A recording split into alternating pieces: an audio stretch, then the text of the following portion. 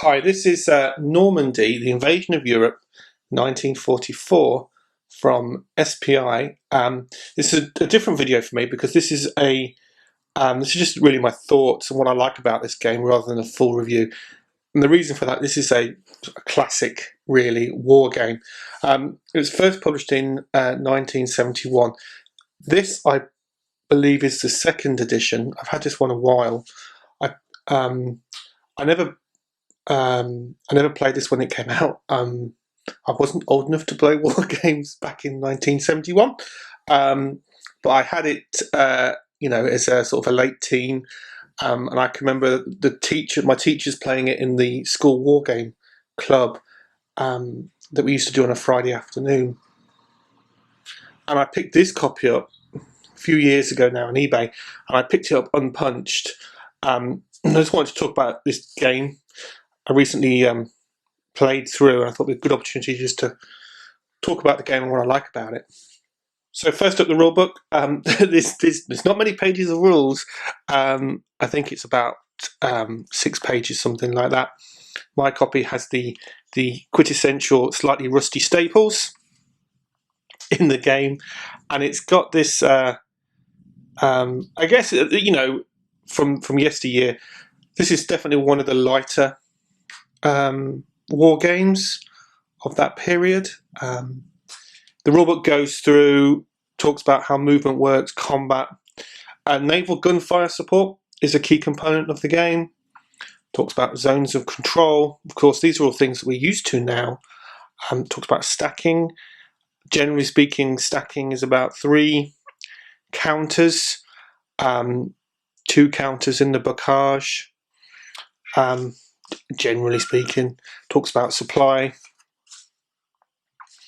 And that's about it. So you've got about 4 pages of rules. Page 5 has all the different German order of battles. And when I was younger, this was one of the things I really enjoyed about the game, because it enables you to set up the game or play the game with different historical what-if scenarios. So when I played it this week, I played with the historical scenario. There is a great resource on Board Game Geek that will tell you exactly what units to put where in the historical scenario. I'm really sorry, I forget the name of the contributor of that, but that's well worth checking out. But for example, there is a scenario, scenario E. This is what the OKW would have liked to do in the event of an invasion. There's a whole bunch of those, so you've got 5 scenarios there. Yeah, this is the one that I can remember. Oh my goodness, this takes me back. This scenario F, this is what Rommel would have done or tried to, had he been given a free hand. I can remember playing this one loads. In the past. So you get quite a few different.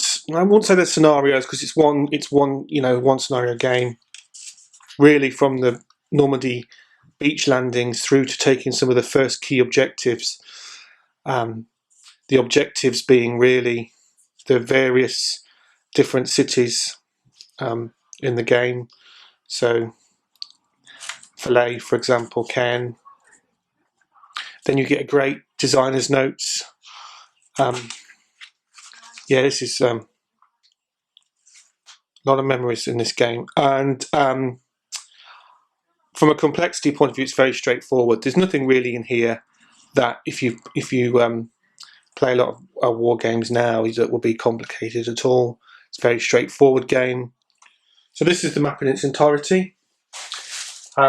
You've got the different boxes for the beach landings, and you have to pick which boxes you want to use. Normally, as you set up, this is sort of, for example, although I have just knocked all the American airborne, sorry guys, counters all over the place over there. But this is normally you'd set up with obviously some of the Axis defending the beach parts here, and the Allies coming on. normally in the first couple of turns, or the first turn certainly, you get, obviously the Allies are going to take some casualties, but they will push through in the historical scenario. And as you can see here in this example, the Allies are pushing through to the objectives. We've got a lot of Allies over there with some German defenders over in Caen, and so forth. And then you have, as the Allied player, you can place the paratroopers, so US and British paratroopers. You have a scatter roll for the paratroopers, which works really well. The starting forces for the Allied player, British, Canadian, and again US forces. And as you can see, the map has that sort of colour palette and graphic style of the period. I still really like this sort of graphical style. For sure, you know, map artwork has moved on considerably since then, but I still find it very visually appealing, very easy to read for the map. This is under Plexi, and it's a sort of paper fold map. So this like I said, this is the second edition. It's mostly been unplayed. I bought it, and it was in excellent condition, and all the counters were unpunched. So yes, I'm sure there's some. You had to. I didn't pay a lot of money for it, I'll be honest with you. So the other things that's probably worth calling out, you get a lot of charts on the map itself. So you've got the Allied order of battle here.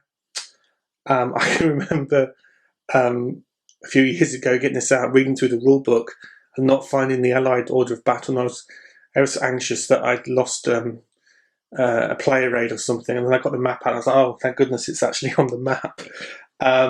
So you got your orders of battle there for the Allied players, showing you what counters are going to appear in the first turn in the invasion force, and then second wave, which is also in the first turn, and then your follow-up forces.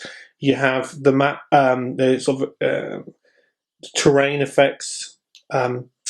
It's worth noting that not surprisingly, this game normally plays out with a very defensive play from the Axis to a very offensive play from the Allied players. In particular, the Axis get a +4 for being in defence in the fortifications. So on the beach cliffs, for example, in those fortifications.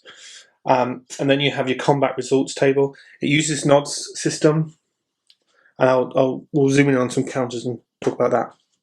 So the counters themselves, the artwork's very readable. You have the NATO symbols for the counters. So we have some armour counters there with the NATO symbol for those, infantry counters, and so forth. Predominantly two numbers you're going to be concerned with. The first is the sort of I'll call it the attack value, basically the value for combat, and the second is the movement rate. So not a huge amount of information. They are one-sided, as step losses are a reduction in counters. So for example, this counter here is an infantry counter. That takes losses. It's replaced with more counters but of lower value. So where's another 2, 4? Here we go. So these 3 counters are the reductions from this one. So that's worth the same. First time that gets reduced, you'd be replaced with 2 2-4s instead of 1 7-4. But take 2 losses, it'd be replaced with 1 2-4 instead of 1 7-4. The player can do that voluntary if you wanted to. So anyway, 2 numbers. Movement's very straightforward. The roads give you a lot of movement. I think it's 1/3 of a movement point per hex on the road, so you can cover great distances on the roads, which the Axis player will be taking advantage of, as they tend to bring their units from the south or the east, sometimes the west as well, so they can move great distances. And all you simply do for combat is you straightforward odds ratio. So if this Axis counter here, which is the grey counter, was wanting to attack the Allied counter there, 14/7, so a 2-to-1, and then you refer to the combat table, roll your d6, add any modifiers. That'll give you the results. Generally speaking, the combat's quite decisive. Counters are going to be retreating and taking step losses as a whole, I would say. So yeah, very streamlined, straightforward combat system. As all the mechanics are in the game, it's a fairly straightforward game. I'll be honest with you, which is great. The other thing that's probably worth noting is, and you can just sort of see them all lined up here. You get stacks and stacks of counters, and they're all sort of used more for the different orders of battle for the Axis player. The Allied player is going to be bringing them on in the landing zones, both in the first turn. What I do like about this game a lot is the way that the turn is split down. So, for example, I'm just going to show you, I can grab the rule book here. But for example, in the specific rules to the first turn for the Allies go first for the beach landings. But broadly speaking, the Allied player is broken down into a movement, then combat, and then reinforcements, and then another movement turn, which is asymmetrical to the Axis player, who has movement, which in combat, and then a second movement. And I think from memory, what's a little bit different is the point you bring in the reinforcements from memory as he quickly tries to scan quickly through. Yeah. So that's just a nice way that the turn breaks down. It's very straightforward.